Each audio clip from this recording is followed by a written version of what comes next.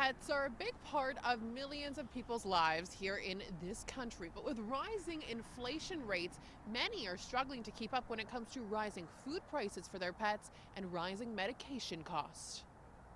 That's it. Go for you.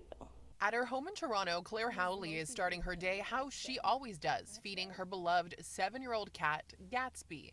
But with rising pet food costs and pet medication, the 22-year-old is spending more on Gatsby than she did just a few years ago. It's insane because 1 week his food is 99 cents a can, and then another week it's $2.50 a can, and it fluctuates so heavily that it's definitely a stressor financially. Claire isn't alone, with millions of Canadians on fixed or modest incomes struggling to keep up with what's being called pet inflation.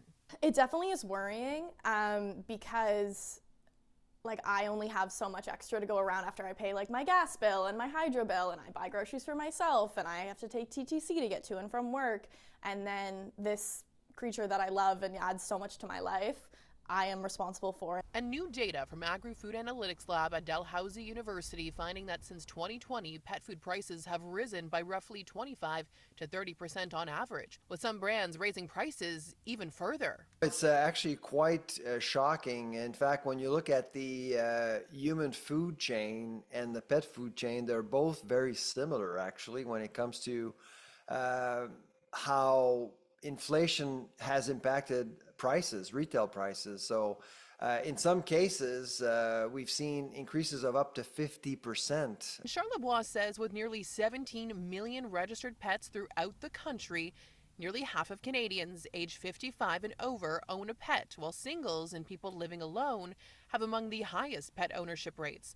And with a more concentrated market, it's also creating less competition with added inflation.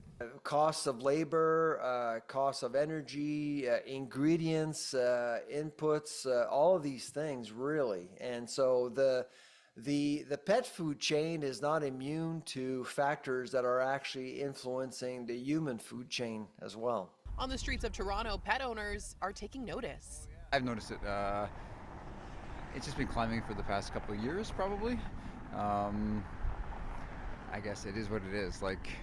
Everything's gotten more expensive, so the dog food is definitely up. And experts say it's not just dog food getting more expensive. Pet owners are also feeling the pinch when it comes to medications, with some pharmacies now including pet-regulated products to bring down some prices. Those ongoing costs can be quite expensive, and to the tune of sometimes hundreds, if not thousands of dollars a year, or even more over the course of the animal's lifetime.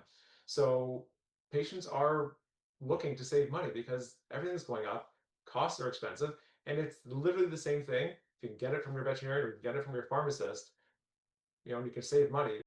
Now, whether or not these prices will continue to rise, experts say it's very important to keep an eye on the inflation rate. They say that will also impact the pricing for pet food and pet medication. But they are reminding pet owners that the most important thing right now is to keep an eye on their budgets as it evolves over the next several years. For City News in Toronto, I'm Alessandra Carnero.